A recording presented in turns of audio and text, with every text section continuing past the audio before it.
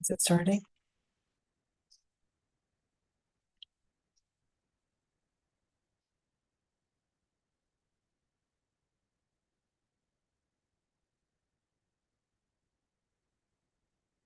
Okay, so Bismillah ar-Rahman ar-Rahim and Assalamu alaikum wa rahmatullahi wa barakatuh, everyone. And inshallah, today we're going to be continuing what we did yesterday. So we kind of went into some tafsir قل لا يستوي الخبيث والطيب ولو أعجبك كثرة الخبيث فاتقوا الله يا أولي الألباب لعلكم تفلحون. And we went in, of course, some details. Well, what is al-khabith? What is al-tayyib? And certainly Allah subhanahu wa ta'ala is laying out a paradigm, which is that when we're speaking about evil, it's not equal to what is good. And when we're speaking about even the implication of it in the long run, or even the implication of it in this life, they cannot whatsoever be considered as equal. So whether we're seeing, of course, whether we're seeing it as something that might give us some form of feeling good about it for some while, it doesn't necessarily prove that that is something that is good. And that's that emphasis in that ayah, وَلَوْ أَعْجَبَكَ كَثْرَةُ الْخَبِيثِ. Even if it was an abundant number, even if it was normalized, even if it was approved by many, it does not make it and change the fact of it that it was actually evil, or that it was not right, or it was basically a contamination or a corruption, etc. So therefore, when you're looking at al-khabith, we talked about the word that al-Qurtubi had said, and he said, وَالصَّحِيحُ أَنَّ اللَّفْظَ عَامٌ فِي جَمِيعِ الْأُمُورِ.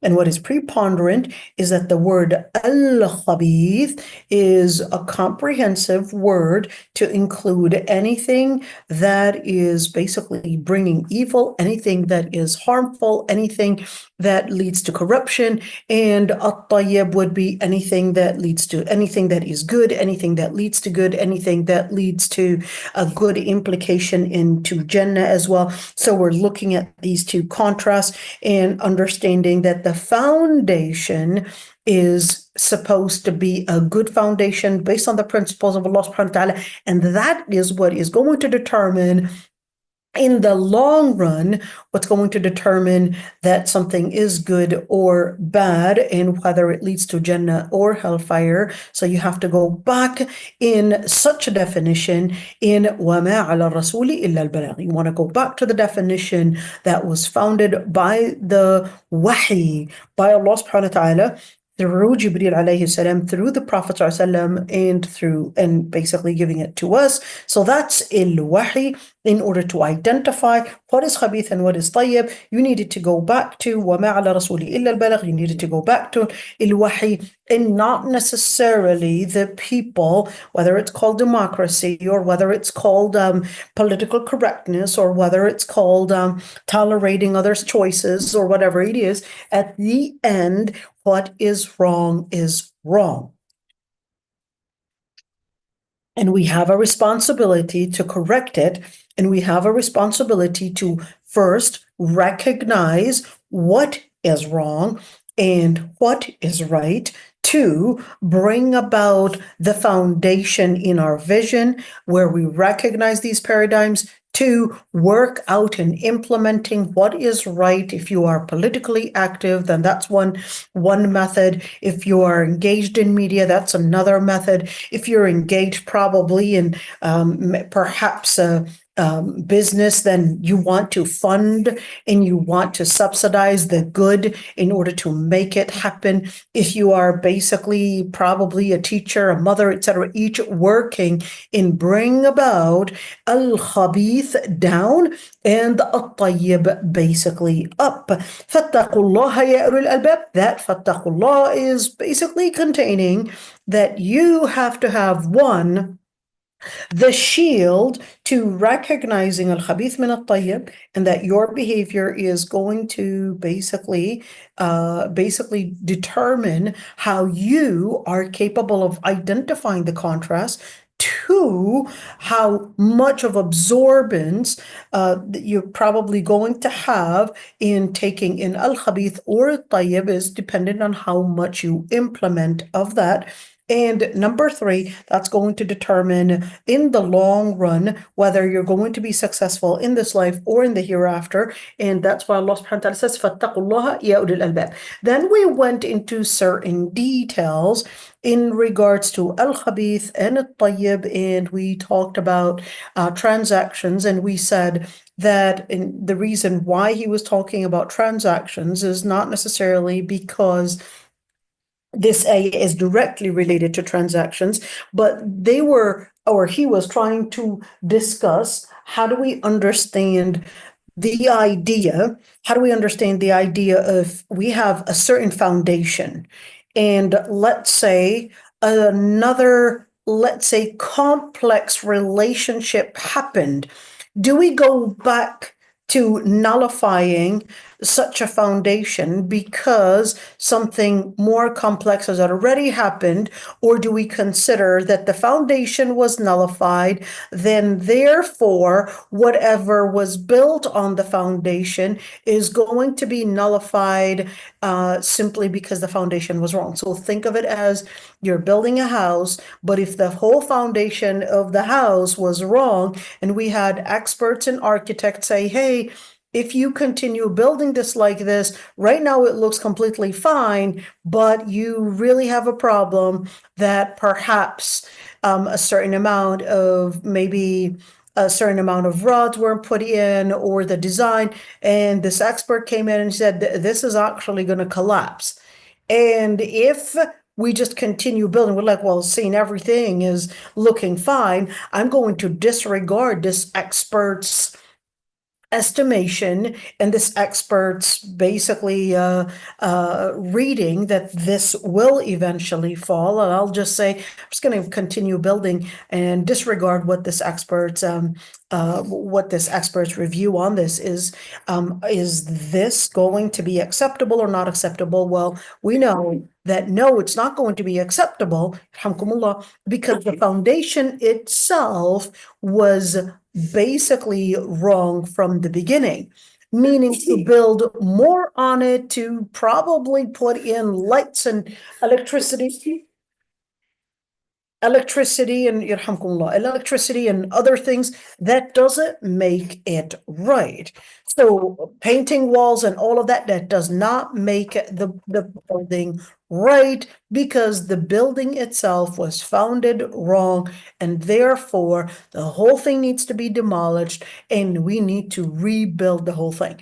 So that's the first opinion, and that's a rajih, is that if the foundation is wrong, then therefore the details are going to be wrong as well. Now, I want to use a certain a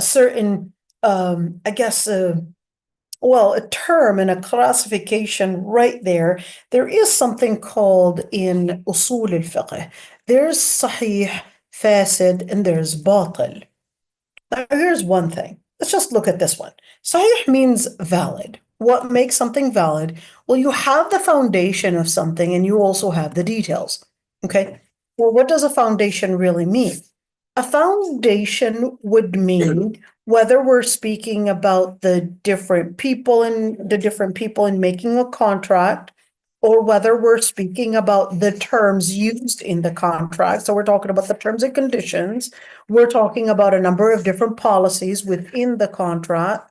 And then we're talking about the application of that contract. Okay, so some of the details might actually be rather perhaps ambiguous, contain some elements that are probably vague.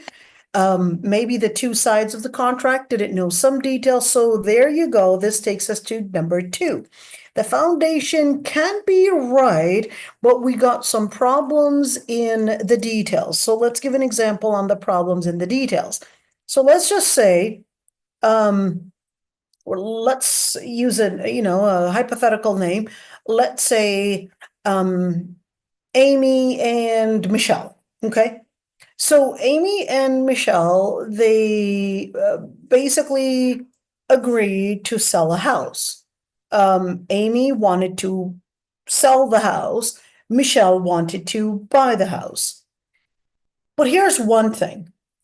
Michelle did see the house, but down the road, Michelle discovered that the house actually had mildew in the basement and that there was some leak in the basement that Amy did not basically tell her about. And what do we see? But let's just say that, hey, they signed the contract. They basically had all the details in place, but it wasn't until Michelle moved in that she discovered that Amy just painted the walls to remove and to hide all the mildew that was trapped behind the sheetrock in the basement. She didn't display it, she just colored it, literally just colored it. Probably just scraped off all the mildew and then just painted the sheetrock, or that's basically it. But then she had already bought the house. So this would actually be considered a problem in the details, and this would be what is called as gharar. What is gharar? So we're speaking about not disclosing certain problems in the contract. That's basically going to then probably make this contract get into a possibility of suspension or termination until we would see whether Amy did disclose such mildew or whether she had purposely kept it a secret because she just wanted to sell her house. Okay, so that would be gharar, and that would be a problem in the details. Okay, now that's where the scholars would basically say, well, this gharar, we would see whether this contract is going to be considered valid or whether we're going to consider it as invalid, and basically say, if we were to say invalid, that means, Amy, you're going to keep your home. Michelle, you're going to keep your money. And this contract, as if it didn't happen.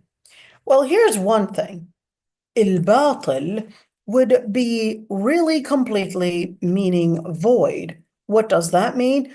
Well, if we're saying void, we're actually talking about that the actual contract did not have, let's look at it right there, and I'm going to write the word in English again, void. Okay, so that would actually mean an invalid foundation. Okay, and plus the details could also be invalid, but let's just say that the details, some of the details were there, but we've got an invalid foundation. Like what? Let's just go back to Amy and Michelle again. Invalid foundation. We discovered that Amy didn't even own the house.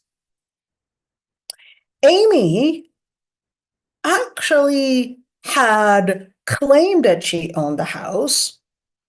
There was a whole dispute between her and her family. The house, there was a will, but the house actually had a lien on it. In other words, well, there was a lien on the house. Amy doesn't own the house, but she went to sell the house when she didn't even own it. And she had totally kept this away from Michelle. So just when Amy basically got the house, and it was supposed to be that, hey, I've got the house, I bought the house, to discover that there was a lien on the house, she doesn't own the house, and in other words, the whole sale was invalid. That would be batil. That would be batil. Why? Because the foundation, the people in the contract, one, this person doesn't even own the house. The people basically, we don't even have a contract right there. But this is an invalid contract because the foundation of it is basically invalid. And regardless of the details, maybe the house, she gave all the right descriptions. They both agreed on selling the house. It's $250,000. She took the $250,000. They basically, hey, transaction happened in the bank. Everything was just fine. But just because the house, there was a lien on it, and that's an invalid foundation right there. All the transaction and how it happened right now doesn't matter. The details, right now, they don't matter anymore because we have to take everything back to the foundation. If the foundation is invalid, that would actually mean all the details, they go back to the way that they were, because this whole contract basically is invalid and falls completely. I would want to say that when we're speaking about Sahih, Fasid, and Batil, the scholars actually had differences of opinions when we're speaking about marriage on whether such a classification would also apply or not. The only madhab that considered such a classification is the Hanafi madhab in terms of marriage. The rest of the madhab, they considered no, such a classification cannot happen in marriage because it's either going to be an invalid marriage contract or it's going to be a valid marriage contract. There's no in between. There's no pseudo contract. There's no halfway. But the Hanafis, they got out of this and they said, no, the only reason why we applied such a classification even on marriage contracts is because when we have certain situations that might not necessarily be as going sahih or batil. So what does that look like? They said, well, we can have something that probably falls within the pseudo contract, and that would be called fasid. So what do you mean by that? They said, well, let's give an example. If we were to say that it is batil, that would simply mean a felony of committing a major sin. That would be zina. But there are situations where you wouldn't necessarily call it zina, but you would actually put it as within a category of fasid. Yes, it's going to be void. Yes, the spirit contract is not going to be continuing because this marriage contract is basically fasid, but we're not going to put it within the category of batil to mean zina, but we'll put it within the category of fasid to mean that it is invalid, but the foundation of it was actually seeming proper. Let's give an example. An example of this, well, a man and a woman, well, they got them married, but down the road, the girl disclosed that she didn't actually want this marriage. Her father forced her into this marriage that she did not want. Is this marriage fasid or batil? So the Hanafis, they would say this is batil. They would say this is fasid. Because the details, there was a problem in the details. For the majority, they would say this is batil. They would say, well, there was no consent. Therefore, this marriage contract, since there was no consent in the beginning, then this is an invalid marriage contract. For the Hanafis, they'll say, well, yes, it is batil, but it's not within the premise and not within the area of zina, but it is within the area of fasid. We will not necessarily consider that they had committed zina because there was gharar. There was a problem there were problems in the details. He didn't even know that there was no consent. Okay. And she didn't really show those signs. And the consent that was supposed to be in that marriage contract was basically lacking the details that were necessary. Let's give it another example. Let's say we had a man and a woman want to get married. They got married. The wali was there. The evidences, shuhud, the witnesses, not evidences, but witnesses were there, etc. But then when it came to the mahr, they basically made an agreement, and the mahr was to sell a liquor store, I don't know, in some street. And of course, liquor is basically considered as invalid wealth in Islam. So do we consider that marriage as fasid or batil? We would look at the details and say, well, the details, a liquor store is not considered as of value in Islam. So therefore, we will say that the marriage contract is valid, but this actual piece of what you had considered as the mahr would be considered as invalid mahr. And therefore, we would consider that that's fasid.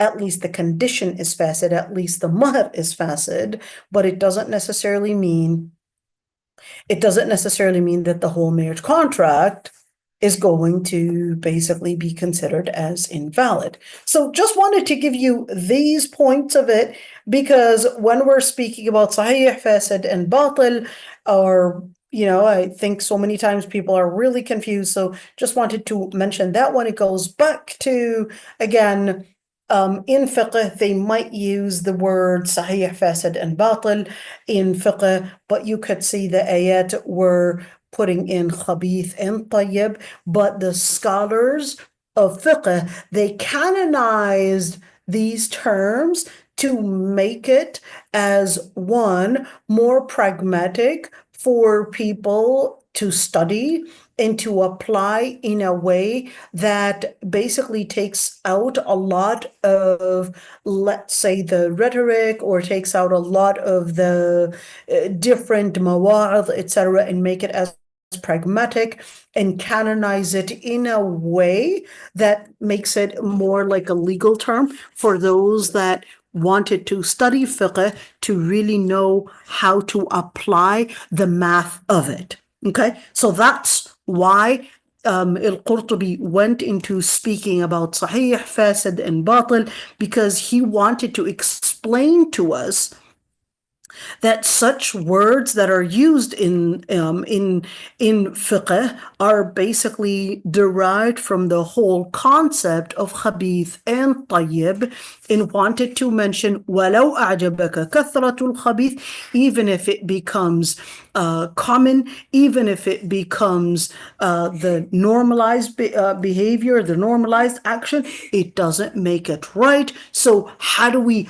recognize our paradigms? We would recognize our paradigms by looking at 1, the foundation, 2, the details, and 3, the application, in order to judge something as sahih, fasid, or batil. And sometimes it can be confusing, but that's why we need to go back to the scholars to really see what they had derived from the books of fiqh to see whether this is sahih, fasid, or batil. And let's just see some of what was mentioned, at least in point number 3. We got, how many points did we actually say we had? Forgot how many points. Let's look into it really quick. Where was it? There was supposed to be it didn't tell us al-ula, it just said al-ula and al-thaniya, and we were actually at al-thalitha.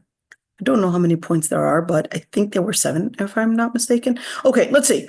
If a person were to build on a land that didn't belong to them, or perhaps they planted some crops there and this land didn't belong to them, does that mean they get to keep it? Or does that mean they have the responsibility to basically remove, whether we're talking about demolishing a home or whether we're speaking about perhaps uprooting and removing all the harvest that they had done?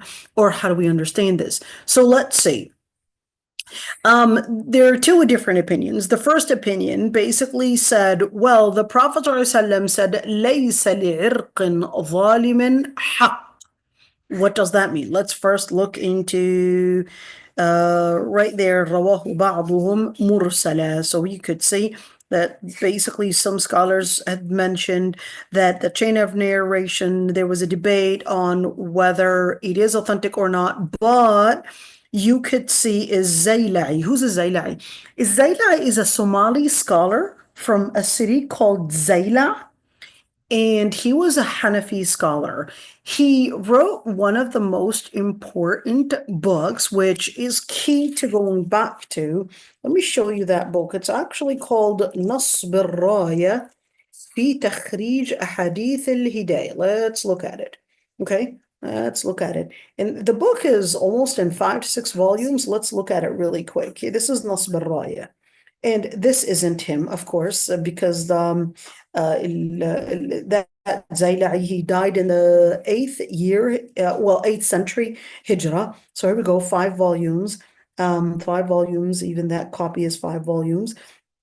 And Nasbir Raya, what he did, he goes back to the Madhab Hanafi in particular, because he was Madhab Hanafi, and then he goes to the other Madhab and scrutinize their hadith to make sure that when he's discussing a certain matter in fiqh, that he basically is making an unbiased study in researching those ahadith and making sure whether they are authentic or not. So let's say, is Zayla'i, who is not phonetic about a madhab Hanafi, just to note that one, he basically said that this hadith, although this hadith in particular might not necessarily be authentic, but there are other resources and other evidences in other books of hadith that do enhance this hadith and its authenticity. So let's look at it.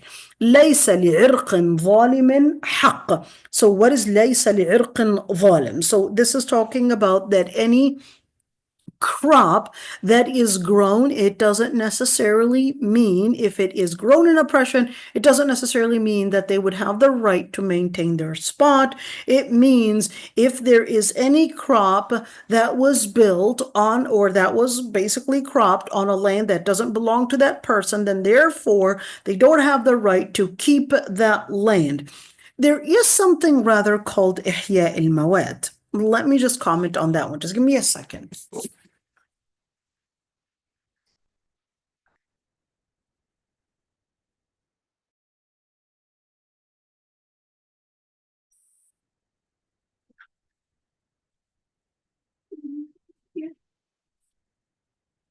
So what is إحياء المواد? إحياء المواد, let me write that word down for a bit.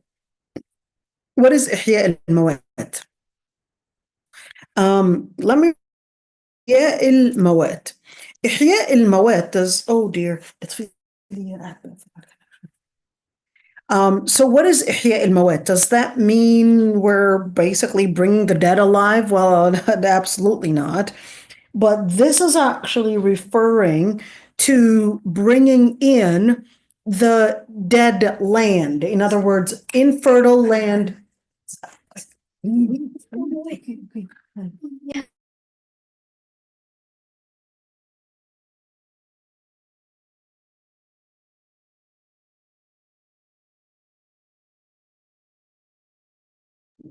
So what this would mean, this is talking about the lands that are not fertile, basically, let's say abandoned land, and then somebody comes into this abandoned land and decides to crop it, decides to make use of it. It was an abandoned land. It was nobody's. It probably belonged to the government or basically belonged to nobody.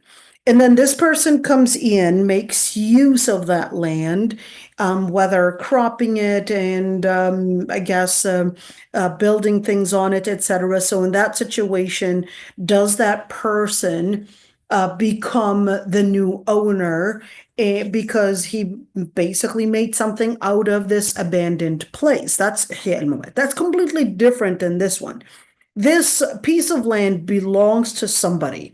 And then this person comes in and he's like, well, no one's making a use of it. And then he decided to build or decided to probably crop on it and I don't know, cropped it and, made some, basically planted some trees and all of that. Does this land become this person's land? And then the real owner comes back and he says, wait a minute, who are you? And he said, well, who are you? He said, well, I'm basically the owner of this land and you basically crop things and this land doesn't belong to you. So in that situation, what happens? So for the Madhab Hanafi, they regarded that, well, what would make sense and what would be fair is that we wouldn't necessarily uproot whatever this guy planted, but we would let the person that owns the land, you would just basically tell them to take the price. In other words, hey, can you pay the price of this? But wait a minute, I didn't even tell you that I wanted to buy this. So why are you charging me for a price of something that I didn't even want you to plant anything? And I don't have the money to pay for this. Okay. So of course, the majority of the scholars, they basically said that no, this is right there, batil. He doesn't own the land. And therefore, he doesn't have the right to build or crop anything on that because the Prophet ﷺ said, لَيْسَ لِعِرْقٍ ظَالِمٍ حَقٍّ. And therefore, any planting on it, you don't have that right. And therefore, whether the person had taken a land that doesn't belong to them or whether they had cropped it or probably even rented it out or probably lived in a home that they don't own. And in that situation, they don't have the right to use that. And in situations, let's just assume, kind of like what happened in Syria, here's a person that came in and claimed that he owned the home. And guess what? He was even renting the home to other people. And the actual owner comes from, I guess, Germany. And he says, well, what are you doing? And he said, well, the other person rented this home to me. And he said, rented this home to you? What are you talking about? He's not even the owner. How could this other person rent out the home to you when he's not even the owner? And now you have, a couple people involved. And in that situation, we would say, sorry, but the person that rented the home to you doesn't belong the home, doesn't own the home, and therefore the real owner has the right to end the contract or has the right to say, well, okay, you're renting the home, I'll give you a month or etc. But then, of course, the real owner would then have the right to decide to evict the person, to take the money, or, well, what happens about the rest of the money that probably was paid to the other person that didn't even own the home? That money belongs to the real owner, and therefore that other person was actually considered as ghasib. Ghasib meaning that he had taken something that does not belong to him, and therefore that would be haram money. Okay. Just wanted to, I guess, get into this hadith. Abu Dawud had narrated that two men came to the Prophet ﷺ, and one had planted palm trees in the land of the other person, but then the Prophet ﷺ had basically ruled that the person that owns the land, that he basically gets to take that, and ordered the person that owns the palm trees to basically uproot the palm trees. And this Sahabi, who is Urwa ibn Zubayr, he basically said, I had seen the man, and basically the what is that called? When al-fa's is basically, it's not what is it called? It's basically a tool for harvesting, but it has a pointing side to it. What is it called? It's not a hammer. Forgot what it was called. But anyhow, so it was basically something that he was seeing, that it was going into the ground in order to uproot all the different all the different trees that were planted there, and حتى أخرجت منها, until all the palm trees were completely uprooted from that land. And just for us to see. قال ابن حبيب والحكم فيه أن يكون صاحب الأرض مخيرا على الظالم، إن شاء حبس ذلك في أرضه بقيمته مقلوعا، وإن شاء نزعه من أرضه وأجر النزع على الغاصب. Okay, Ibn Habib. He said, and the ruling, والحكم في أن يكون صاحب الأرض مخيرا على الظالم, that the person is supposed to have the choice whether, since he owns the land, whether he wants to, basically on the person that took the land, stole the land / or used the land, that it is the owner has the right to keep whatever was probably planted in his land, or he also has the option to decide that no, he wants it all completely uprooted, and the price or the cost of removing and uprooting whatever was used on the land is supposed to be on the person that used the land. In other words, the one that is supposed to pay for all the service to return and bring the land back to how it was is supposed to be on the person that used the land in the way that they were not supposed to be using it in. So in other words, they also have to pay the service to bring the land back to the way it was. I wanted to also talk about this person that just came up. His name is Ibn Habib. Just wanted to mention a couple of points about him. Let's see. So this is Sir A'lam al-Nubala. We talked about Sir A'lam al-Nubala. This is al-Dhahabi. Let's see what he says about him. He said al-Imam al-Allama, that he's basically Allama, meaning a great scholar, meaning also polymath, I think that's what it's called. And he was Faqih al-Andalus. He was one of the main scholars in al-Andalus. His name was Abu Marwan. Okay, just wanted to note a couple things here. And he said that he had went to Qurtuba after basically going and learning from Imam Malik. Is that him? ارتحل, so basically went to in 200 210 سنة 200 what سنة 10 و200, so 210-year hijrah, basically did his own travel to learn from a number of different Maliki scholars, and then went back to Qurtuba with a great amount of ilm and a great amount of fiqh as well. He was described as a person that was extremely intelligent in fiqh, and he basically had a great reputation about his great ilm. He had written a lot of books. I want you to look at this one. He said كثير التصانيف إلا أنه في باب الرواية ليس بمتقن.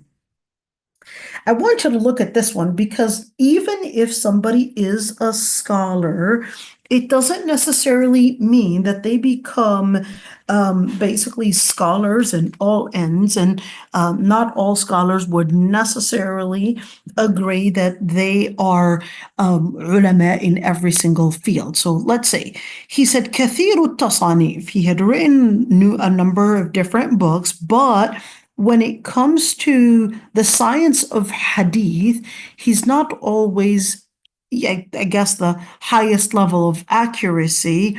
And he said sometimes he may probably rush in writing certain hadith, in certain quotations, and he said ينقله وجادة وإجازة. So basically, because he was كثير التصانيف, because he was a great author, so many times it wasn't based on his memory, but many times based on his printing. In other words, he had the resources there. He would look at the resources and probably write from looking at the resources, and not necessarily like the different scholars of hadith, where it was not only written resources, but also memorized resources. Those are some of the books that he had written. And I guess just keep that in mind. Sakana il-bira. What is il-bira? Al-bira is basically it's basically Spain today. Spain today. And he was basically assigned to be one of the main scholars of fatwa in Qurtuba. Where's Cordoba? It's basically Spain today. Cordoba, it was considered as the capital for al-ilm. And you could see that he was Maliki madhab. Just keep that one in mind. And he said, وَكَانَ حَافِظًا لِلْفِقْهِ نَبِيلًا. What does that mean? So he wasn't just a person that was extremely intelligent in deriving the rulings of fiqh, but he was extremely I guess, in extreme memorization for fiqh, but he did not have the magnificent ilm in hadith. And in fact, he accused him that he may sometimes not even know the right classification of an authentic hadith from a non-authentic hadith. And just to mention that piece of it, sometimes even if you might have a scholar, it can happen that they can be experts on one field, but then not necessarily experts in the other field. And you could say that Abu al-Qasim ibn Bishkwal was basically a great scholar. When Suhnun was told Ibn Habib had died, he basically said, مَاتَ عَالِمُ الْأَنْدَلُسِ. The scholar of Al-Andalus had just died by the death of Ibn Habib. And he said, by Allah, he is alimud dunya. He is one of the best scholars in this life. Just wanted you to see this one. So even though they're aware that he might not necessarily be the best in hadith ilm, but does not necessarily mean that we would disregard the other ilm. Now, this is very important. So you can have somebody probably doing an excellent job in one field, but not the other. But that doesn't mean that we would, just deny their contribution in other fields. So just mention that one. I think it's, unfortunately, we would see this a lot where somebody might have made a mistake. Maybe they just didn't say the right thing, maybe didn't analyze the political situation the right way. And then you would see other people, they would just completely nullify, probably ostracize, probably cancel completely this person out of ilm and think that they would have the right to do so. And many times people that are of qalilat al-ilm, qalilat al-deen, people that lack ilm, lack deen, and lack maturity, many times they find it so easy to just cancel people out. And those are the people that you would see have what al-Ghazali called التضخم في مفهوم الذات. تضخم في مفهوم الذات, or well, not al-Ghazali, but التضخم في مفهوم الذات is a modern term, but al-Ghazali called it that it's حظوظ النفس. That's what al-Ghazali called it. حظوظ النفس, that a person is so fixated on giving themselves privileges, giving themselves somehow the reward of so many things that they had done, and then they start seeing themselves as very smart, very intelligent, very mature, very wise, they just give themselves so much credit, more than what they really deserve. And then when others make a mistake, they're willing to exaggerate that mistake that others had probably committed in order to completely cancel them out. But their mistakes, whenever they would make it, they would give themselves the excuse that it's permissible or that it was not a big deal. They're still great people. And of course, that's basically the narcissist and how they would do things. But yes, you can even have these types of personalities even in Islamic history. Let's see. روى الدارقطني عن عائشة قالت قال رسول الله صلى الله عليه وسلم من بنى في رباع قوم بإذنهم فله القيمة ومن بنى بغير إذنهم فله النقد. What does that mean? First of all, let's look at the hadith. Sunan al-Daraqutni, al-Bayhaqi, and he said في إسناده عمر بن قيس المكي. So we've got one person within that chain of narration. Al-Bayhaqi had said this person is a weak narrator. We cannot use them as an evidence.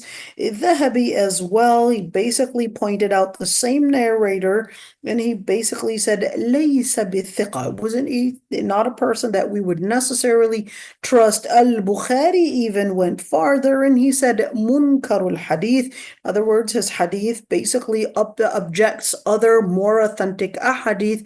And let's see, so does that mean we're going to disregard this hadith? But I still want to mention it. Let's see, that quote, whoever builds on the premise of any people without their permission, فَلَهُ الْقِيمَةِ, then what they would get is basically the cost of what they had built.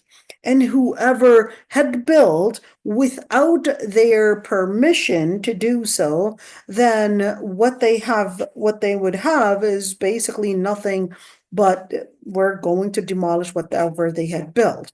So what happens? So if we have somebody building on somebody else's premise, if they had given you the permission, well, then you would have the right to get paid for whatever you had built. So let's say this person built on this land, let's say $100,000 home. And did he take the permission to build on that land? Yes, he did. So in that situation, the owners own the land, but what about the house that I had built? I paid $100,000 for that house. So the person probably, he said, hey, I got the permission, and here's the evidence that I got the permission to build on that land. So then for the owner, we would say, hey, we're going to get experts to tell us how much this costs.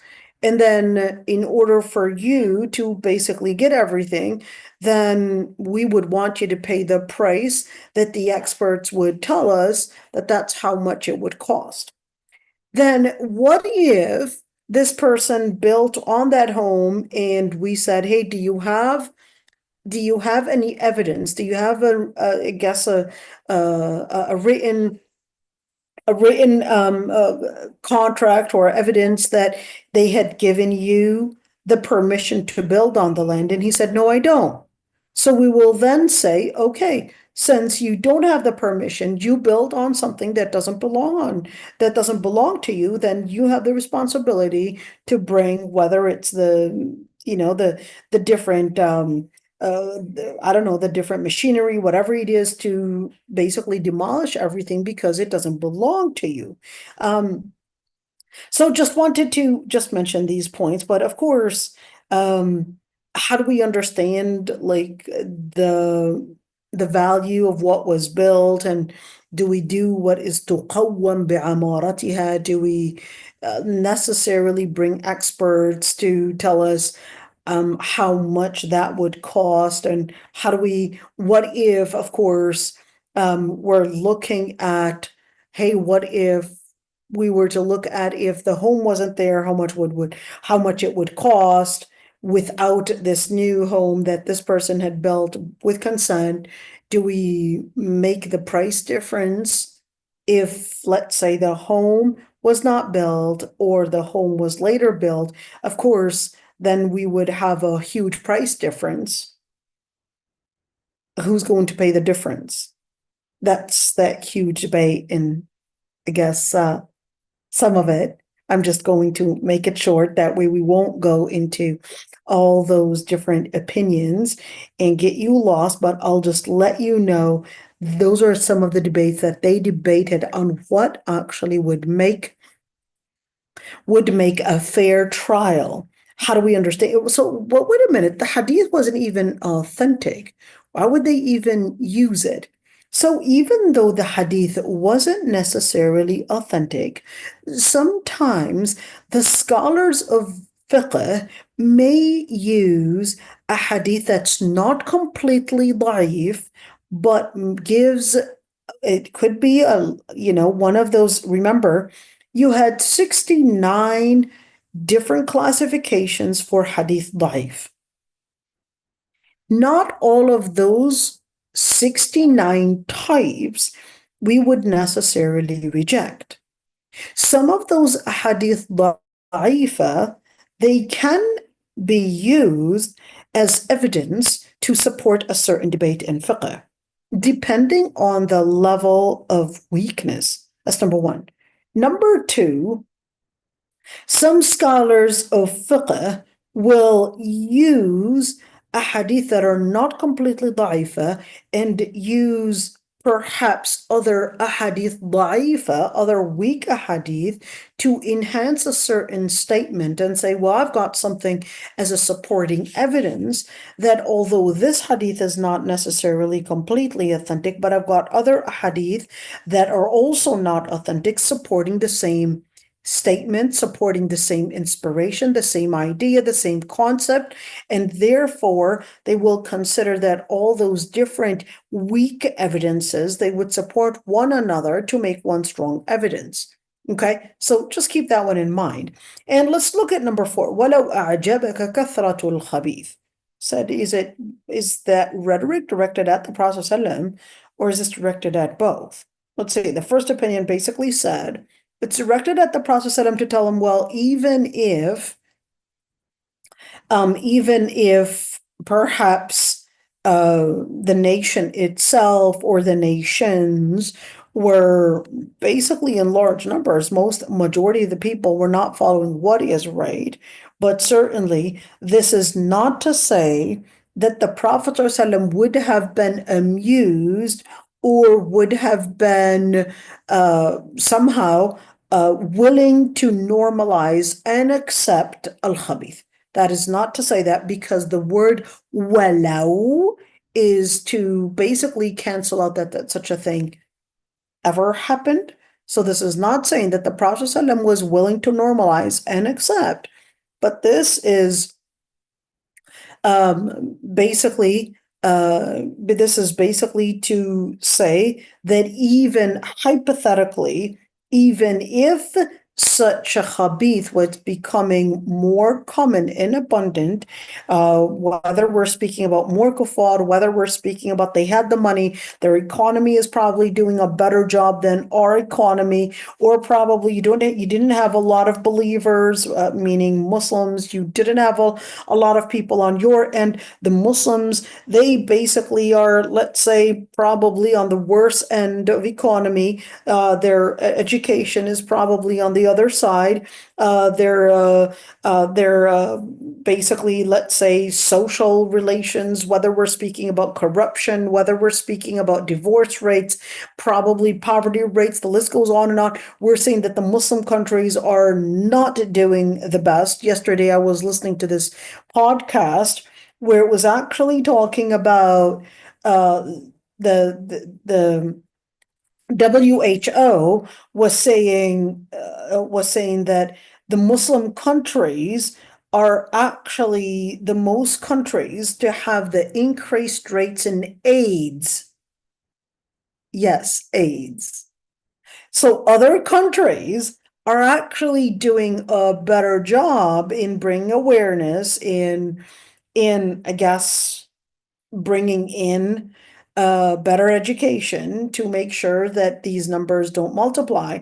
But in the Muslim countries, you would assume that the whole awareness about the dangers of zina, etc., that it would be enough to educate the people. But we're the only countries that are actually having our numbers multiply in the number of people infected with AIDS. This is an example. Or we're probably seeing, of course, same thing. We're seeing more people perhaps accept so many wrong things in the society, etc. And you're seeing the Muslims themselves are adopting such behaviors just because you're seeing more and more people accept what is wrong or accept what is haram. It doesn't make it right. Just keep that one in mind. ولو أعجبك كثرة الخبيث فاتقوا الله يا أولي الألباب لعلكم تفلحون. We already had done this one so many times.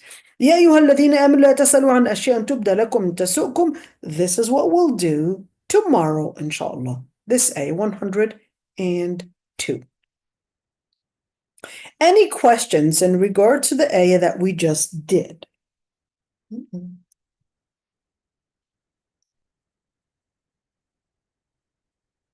Guess not? Okay. So inshallah, we'll work on this ayah tomorrow. There's a lot of details. Let's see, he said 10 مسائل, 10 different points. But these points, they're not too plenty. Yes, they're different points, but this one's actually very exciting to learn about. What does it say? Telling the believers not to ask about things if they had known the information to, it would probably make their life challenging or hard. So what does that mean?